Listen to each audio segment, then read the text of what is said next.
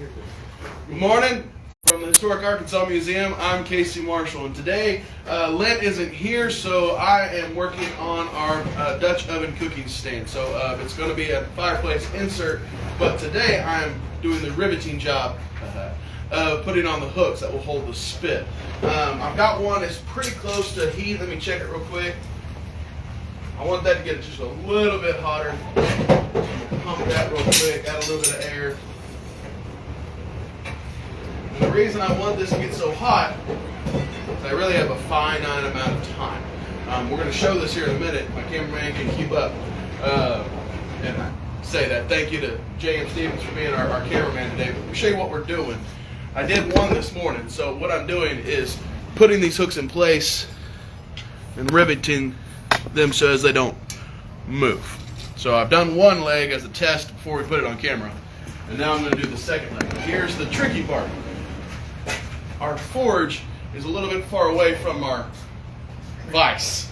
So what I have to do is I have to grab this real fast, run over here while it's still hot, crank it in place, throw the big on top and start riveting all before it cools off. And if we get the camera close enough without me actually tapping with a hammer, you'll see how fast it goes from orange to black.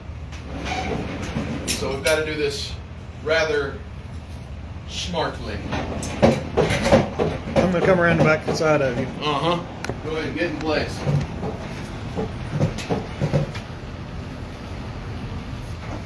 Alright, here we go.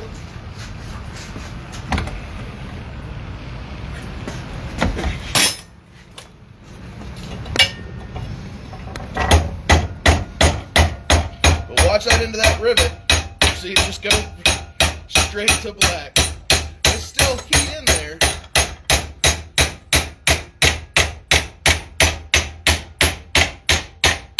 So I'm still going. Really, now that it's set in place, I'm going to put it back in the fire and reheat. And now I need to have to do this once, not twice, but I have to do this 4 times to get both arms. So one hook here, and the other 2 I already did this morning. So let's go ahead and put it back in the fire. Slowly, we're getting a little bit of progress. Bury that deep before the coal's back on over it.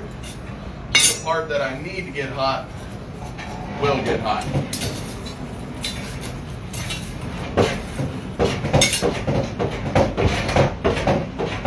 Now, while that's soaking in a little bit of heat around that rivet, we can go ahead and look at our show and tell for today. So we don't have as much as normal. That Len here, the guys slacked off. No, I'm just kidding. We still got a good show. We've got the latest competition cutter from J.M. Stevens, what he's working on. We've got one that we featured actually last week from John Miller, some of his scroll work, but now he's got the sheath and the blade has fully aged the way he wants it. Some of his scroll work. Cleaned it up really well. Made it look antique. Got his name in there and everything else. Beautiful brass work. And we've got a failure. We learn from failure. So, as you can see, this is blade, but the handle failed. And so, in a competition or in a chopper in use, sometime our handle cracked. Morning, you're welcome to come on in. We've got the sheath and everything else that goes along with it. And then, Let's call that a kukri, a good. It is a kukri. It is South Asian from Nepal, because it says Nepal. Okay. Now, Dr. Bleed, what would you say these are? You brought these in to show and tell. No, those are the side knives for the kukri. Oh, okay. Side knives that go I along didn't with bring it. them. Ah, yes. Robert brought that. What is this? Well, I'm going to assume it has some form of tap. no, it's a drill. It is a drill. Yeah, it's a drill, and it's a blacksmith drill. I did bring that, and it could be made here, but it's a classic twist auger. Okay. And I assumed that the blacksmiths of this community, Would love to see it. well, Absolutely. but you could make it here too. It's a very, very simple. Make an edge here. Show us the cutting end. There you go. You see that? Yeah. There you go. Single flute. Single flute, twisted. Yep. Could Left you do hand. that, James? Yep. Single flute. Left hand Could twist. you do it? Could you? afford Righty that? tighty. Perhaps. Yeah? Sure you could. The forged tang on the back side of it, tapered. And then we have a bit of a mystery on top. We have a unknown painting of the Coca-Cola bottling company. We're not sure exactly when this time is. We're going to guess based on some of the hairstyles. This is from the 70s and 80s. But something new to take a look at. All right, I think we've probably reached the heat I need.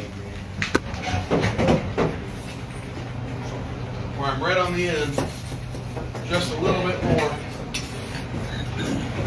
Good airflow in there. And it's not going to be that orange sparkling heat like we had before. It's just going to get a dull red, but that's okay. I'm not trying for the... I'm going to cross over behind you, get back in place. All right, all right. Get this back in place.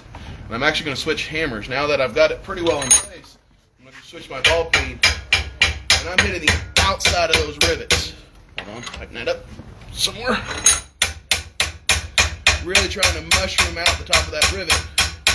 One, so it sits flat, and then two, if I get a really good rivet and a really good grip, it won't twist on.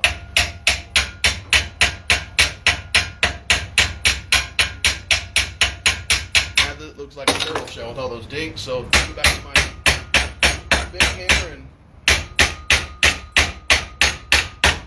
try and flatten it, make it look pretty again.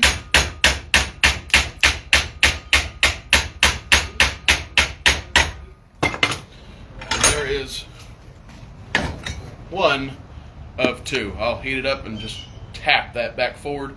Really simple and easy project. But that's what we're doing here in the blacksmith shop today, is working on finishing these rivets. So we're here until 2 o'clock. We'll take a break from lunch, but if you want to come visit us, please come to the Historic Arkansas Museum, or you can find me here this Saturday. I'll be working all day Saturday out here at the forge. Come by and say hi. From the Historic Arkansas Museum, I'm Casey. Thanks for coming to see us.